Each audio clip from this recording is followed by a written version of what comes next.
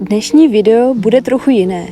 Je to upřímná zpověď, vyznání lásky z hloubi duše, óda na léto. Jeho účelem je na chvilku zpomalit, vypnout mysl a zhluboka se nadechnout teplého, vonavého vzduchu. Úcta k zeleni i k tvorečkům všeho druhu je mým životním motem.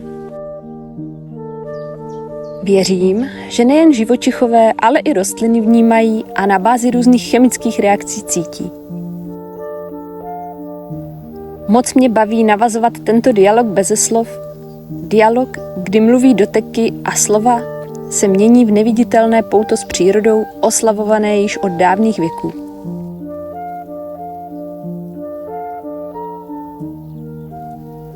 Léto je období svobody a nespoutanosti, netíží mě teplé oblečení ani chlad, který mě fyzicky bolí.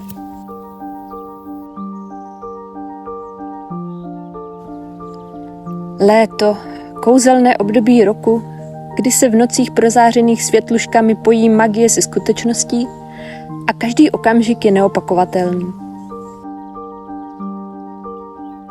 Tak, jako každá vlnka na říční hladině, tak jako odlesk křídel vášky pod slunečním polibkem, tak jako záchvěv lístků vysokého topolu v teplém vánku. Neopakovatelná je také vůně rozpálených zlatých klasů v obilném poli i jedinečný tvar každého bílého obláčku vysoko na blankitném nebi.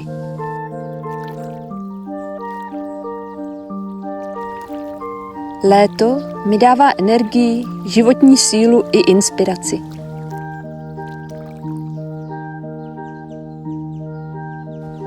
Miluji ty horké dny, které líně plynou do vlahých večerů zakončených snovou cestou po mléčné dráze do dalekých světů. Miluji vůni rána, ozdobeného perlami z rosy rozvěšenými na sítích z pavučin. Ten moment, když první paprsek slunce zvolna rozhrnuje jemňoučké závěsy mraků ve vlhkém oparu letního rozbřesku.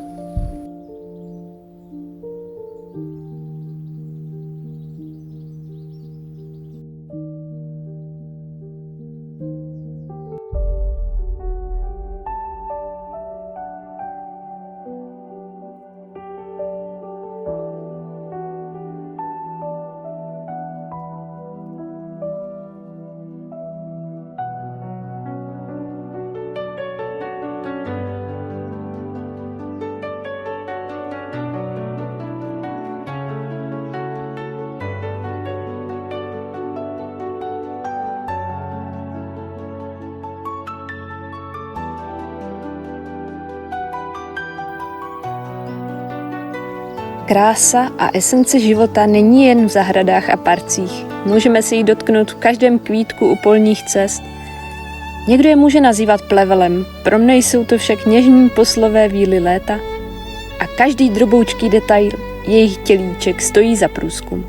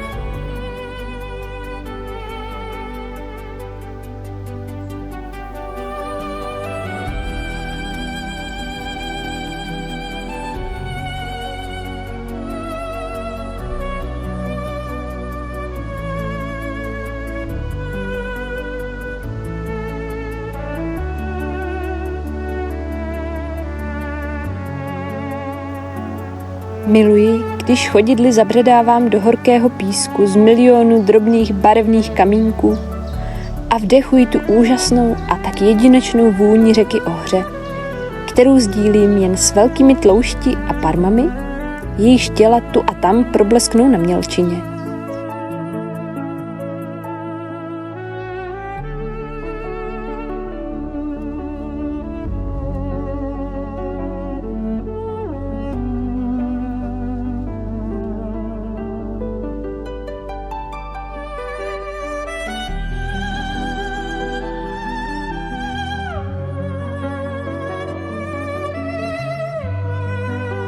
Vonavým dopolednem se nese zpěv slavíka, tak sladký a jemný. Něžně ho doplňuje píseň vod padajících v nikdy nekončící kaskádě dolů přes jez.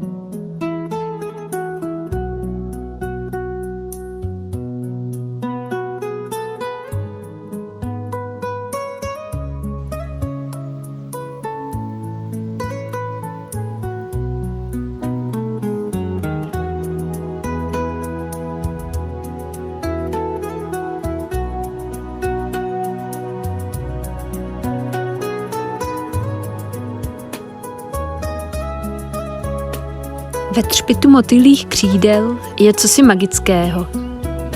Pojí se v něm krása nekonečná i dotek pomíjivosti.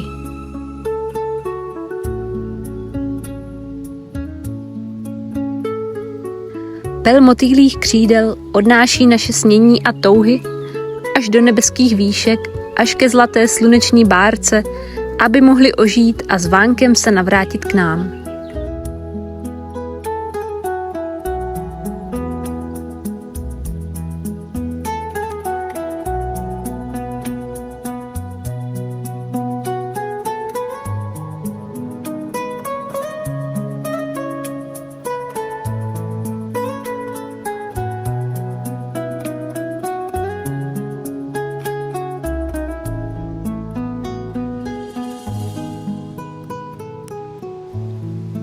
V porivech větru listy stromů dávají svůj aplaus kouzlu léta a prolínají se s oslňujícím třpitem říční hladiny, kterou pohladilo samotné slunce svým žhnoucím dotekem.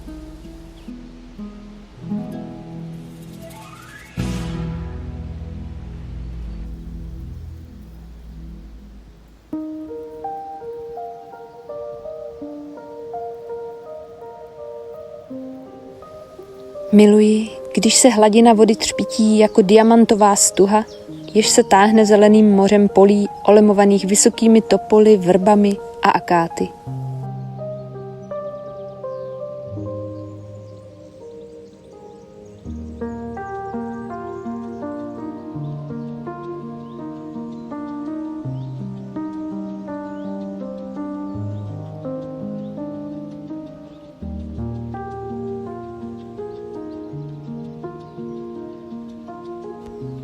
Spatřit odpočívající vášku je jako když sochař zachytí v kameni znehybnělý okamžik.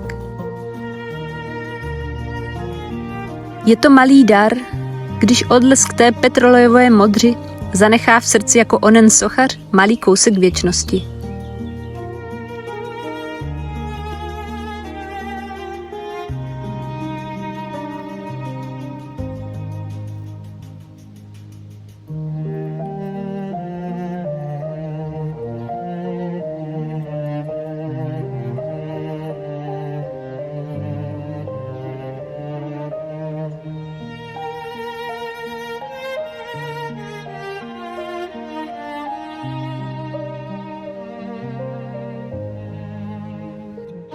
Když na hladinu řeky do sednech míří, čas se na chvilku zastaví a usne v nekonečném okamžiku věčnosti.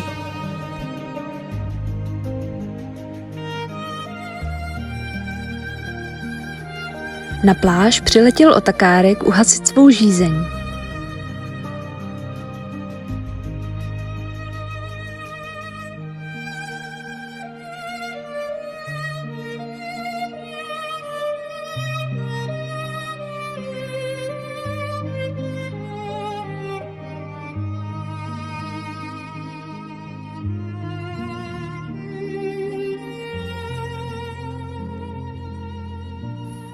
Jeho křídla jakoby se dotýkala dokonalosti.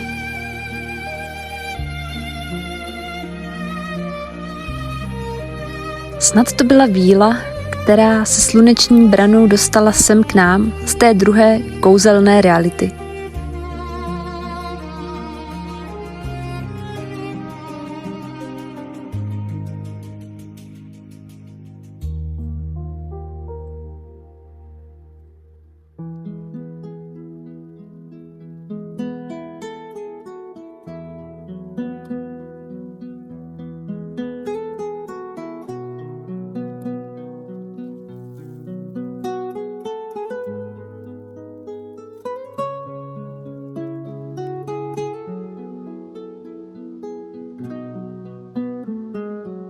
Miluji ten pocit, když se rozpálené kůže dotkne chladivá voda a pomalu, něžně obejme tělo jako závoj mořské panny.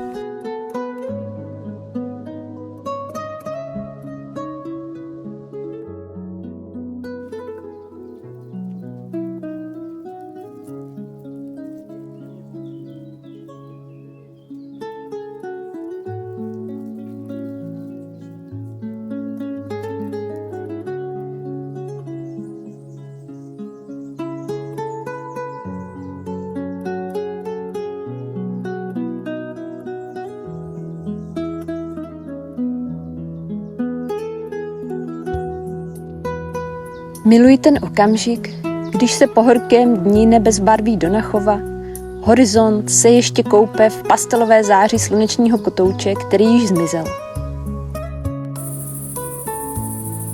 Na obloze se rozsvítí první hvězda a jakoby jí vítal koncert cvrčků v trávě.